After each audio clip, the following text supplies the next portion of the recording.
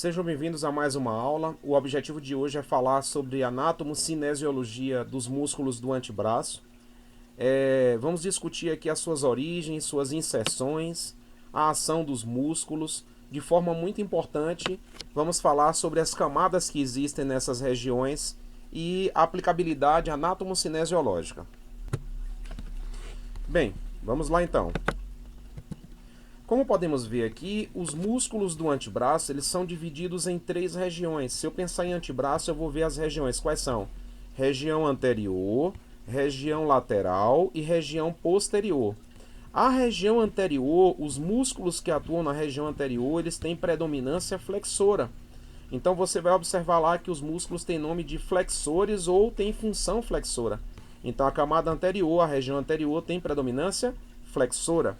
A região lateral, excetuando alguns poucos músculos, todo o restante dela tem predominância extensora.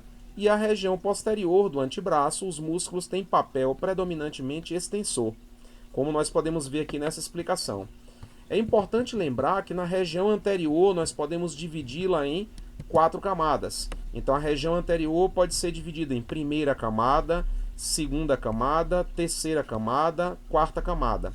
Uma coisa importante é lembrar que, em termos anatomocinesiológicos, a primeira camada apresenta 4 músculos importantes: pronador redondo, flexor radial do carpo, palmar longo, flexor ulnar do carpo. Na segunda camada, flexor superficial dos dedos. Na terceira camada, flexor profundo dos dedos e flexor longo do polegar. Vejam bem, olha que interessante isso aqui. Nós temos quantas camadas?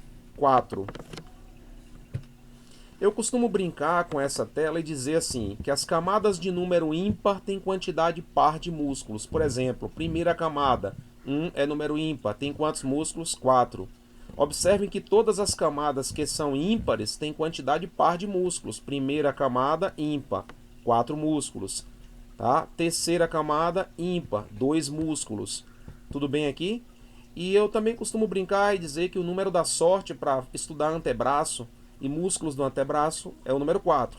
Se você observar, eu tenho o que? A região anterior tem 4 camadas.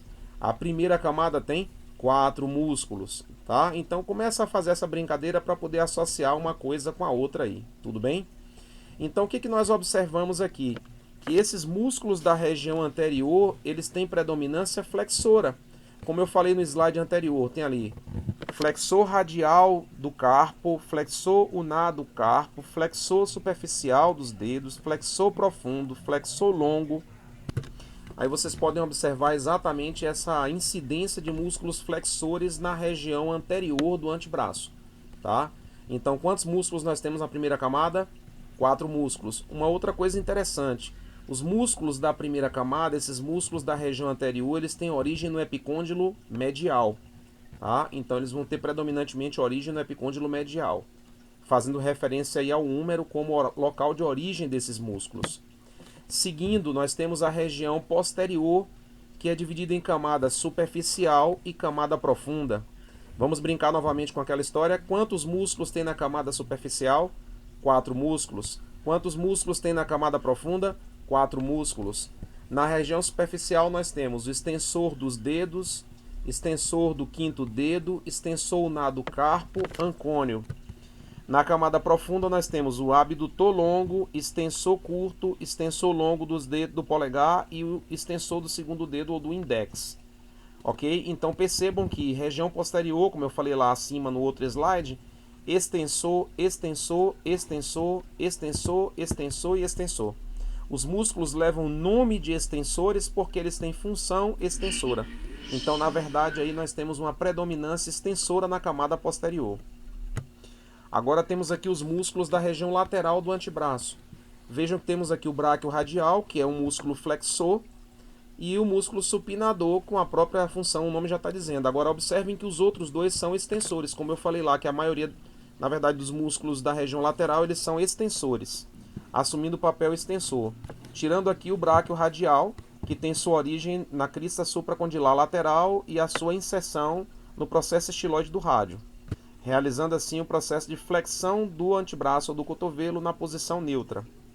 Dividimos assim em regiões, em 3 regiões.